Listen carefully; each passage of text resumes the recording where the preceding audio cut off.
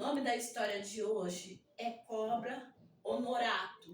Alguns dizem Norato, outros dizem Honorato. Uma pesquisa do Luiz da Câmara Cascudo.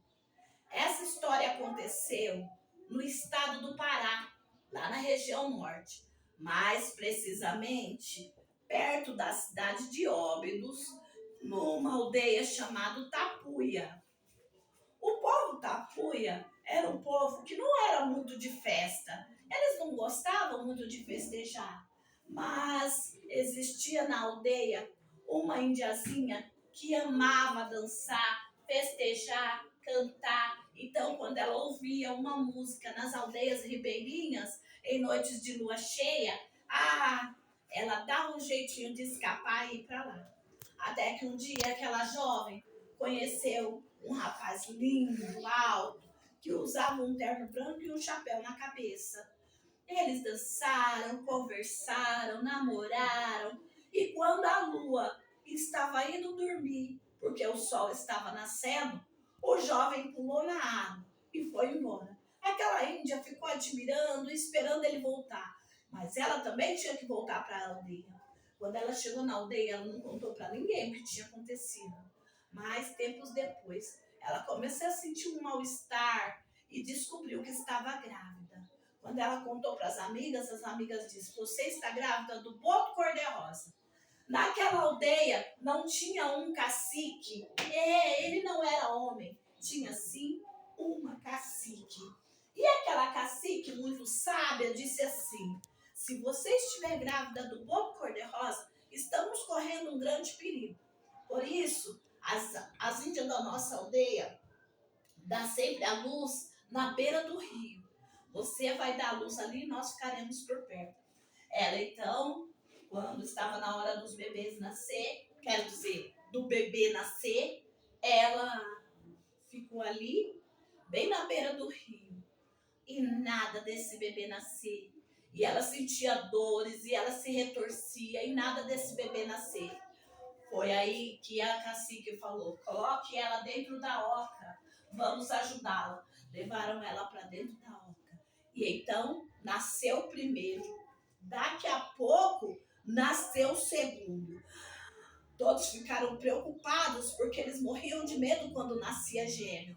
Porque eles achavam que quando nascia gêmeo, o bem nascia separado do mal.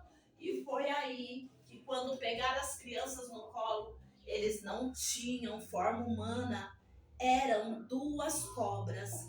A cacique disse: "Se for mesmo filho do boto, eles são filhos da água, então coloque as cobras na água." Antes da mãe colocá-los na água, ela deu o nome para o menino de Cobra Honorato e para a menina de Maria Caninana. As cobras viviam ali na água, porém, volta e meia vinha na aldeia. E sabe como é mãe, né? Mãe ficava observando. Norato, ele era muito bom. Já Maria Caninana, ela era terrível, fazia muitas maldades. O tempo foi passando, Norato e Maria Caninana brincava na água, brincava na aldeia e também brincava na floresta. E ali eles foram crescendo. Já grande, Norato continuou sendo uma cobra boa. Já Maria Caninana era muito malvada. Tudo que ela podia fazer para judiar das pessoas, ela fazia. Quer ver quando aparecia ali grandes embarcações? Maria Caninana jogava seu corpão em cima, e derrubava as embarcações. As pessoas caíam na água, Maria Caninana jogava seu corpo em cima para matar as pessoas afogadas. Mas Norato, por saber da maldade da irmã, estava sempre por perto. Levantava novamente as embarcações, salvavam as pessoas. E Maria Caninana continuava as maldades. Ela detestava criança. Então, quando Maria Caninana via crianças brincando na beira do rio, se Norato não estava perto, Maria Caninana jogava seu corpo e puxava as crianças para o rio. Mas se Norato estivesse perto, Maria Caninana só balançava seu corpo para fazer uma onda bem grande. E a onda jogava as crianças na água. E ela ficava em volta das crianças para que as crianças não conseguissem escapar. Mas Norato dava sempre um jeito. salvava as crianças que voltavam para casa chorando. Norato já nem saía mais de perto da irmã para evitar que ela fazia maldade para as pessoas. Você quer ver ela se divertir quando as mulheres das aldeias ribeirinhas lavavam suas roupas, colocavam ali nos arbustos para secar. Maria Caninana jogava lama, Maria Caninana fazia onda grande para as roupas caírem na correnteza da água e eles ficarem sem. Mas Norato sempre dava um jeito, esticava seu corpão e vinha recolhendo as roupas que vinha na correnteza. Devolvia para o povo, pois ele sabia que o pessoal das aldeias ribeirinhas eram muito pobres. Norato não aguentava mais as maldades de Maria Caninana. Mas ao invés dela melhorar, ela só piorava. Um dia ela descobriu que debaixo da cidade de Óbidos, no Pará, bem ali debaixo da igreja, vivia uma grande serpente. Então Maria Caninana pensou, eu vou, acordo a grande serpente, ela vai se mexer, vai derrubar a cidade de Óbidos inteira. E aí todos irão morrer. A culpa nem vai ser minha, vai ser da grande serpente. Então Maria Caninana foi em direção a Óbidos. Honorato, que não sabia o que estava acontecendo, foi atrás da irmã. Então, quando Maria Caninana entrou ali naquele buraco que Norato sabia que morava a serpente, Norato foi atrás, tentando puxar sua irmã de lá. Dizem que a Maria Caninana encostou na serpente. A serpente deu uma mexidinha de nada, uma mexidinha bem pequenininha, mas com essa mexidinha, por ela ser tão grande, ela abriu a cidade de Óbidos, da porta da igreja até o mercadão. Contam que até hoje tem essa marcação lá na cidade. E Norato, então, continuou ali tentando tirar sua irmã de lá. Ele puxa que puxa até que ele conseguiu. Mas os dois entraram em luta, eles brigavam, lutavam, ela batia nele, ele tentava segurar ela, até que de repente, com muita maldade, Maria Caninana mirou bem a ponta do seu rabo, bem fina, e chicoteou a ponta do seu rabo nos olhos de Norato. Nesse instante, Norato sentiu uma dor tremenda, mas sabendo que Maria Caninana podia voltar para o buraco, ele jogou o corpo dele em cima da irmã. Como ele estava cego, como ele não conseguia enxergar, ele não sabia onde ele estava segurando ela. Ela se debatia daqui, se debatia dali, mas Norato segurava firme. Até que ele percebeu que sua irmã estava acalmando. Quando ele sentiu que Maria Caninana estava totalmente calma, Norato, então, foi arrastando seu corpo para a aldeia para que alguém pudesse ajudá-lo, pois ele sentia muita dor nos olhos. E Maria Caninana ficou ali. Dias depois, para a infelicidade de Norato, mas para a felicidade de todas as crianças, Maria Caninana estava morta. E então, cataram o corpo de Maria Caninana e enterraram numa cova bem funda. Mas Norato caiu numa tristeza profunda, pois ele se culpava. Achava que era ele que tinha matado sua irmã. Disseram que não, que ela estava ferida e que ela morreu sozinha. Mas ele não queria acreditar. Ele dizia, não podia ter acontecido isso. Algumas pessoas diziam que Norato, por ser bom e ser filho do Boto, em noites de lua cheia, Norato conseguia se transformar em homem. Diz que tirava aquele couro de cobra e vestia um terno marrom, cor de terra, e a vira da gola era da cor da areia da praia. E uma coisa que todos reconheciam é que aquele homem de terno elegante não calçava sapatos.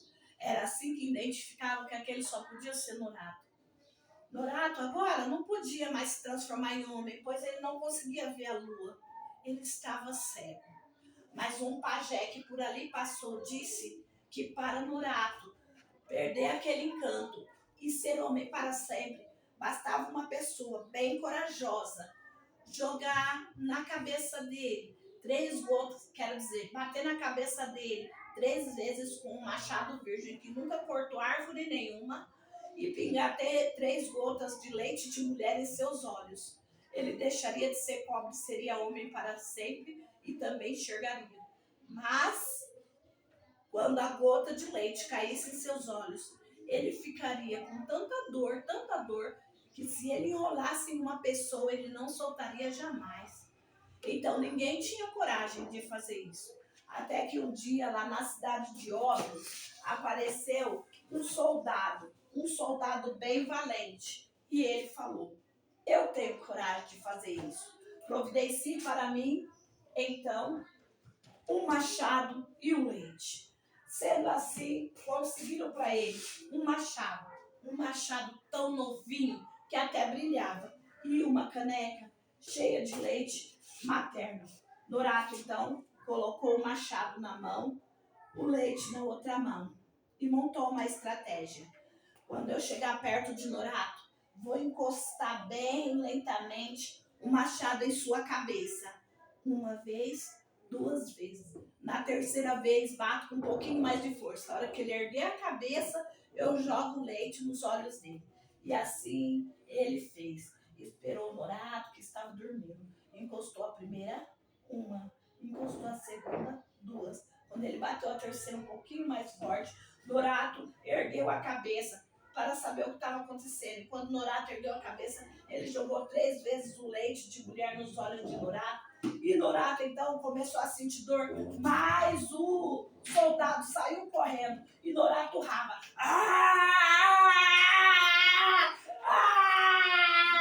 E retorcia para lá e retorcia para cá. E entrou na água para tentar se refrescar. E foi se arrastando para dentro da floresta. E ele gritava. Até que o som do seu grito foi desaparecendo. Dizem que Norato nunca mais foi visto. Mas um índio que por ali caçava encontrou um grande couro de cobra. Todos juravam que era o couro de Norato, pois eram as mesmas manchas que Norato tinha. Dias depois, apareceu ali na aldeia um lindo jovem, usando um terno marrom cor de terra, com a vira do terno da cor da areia da praia.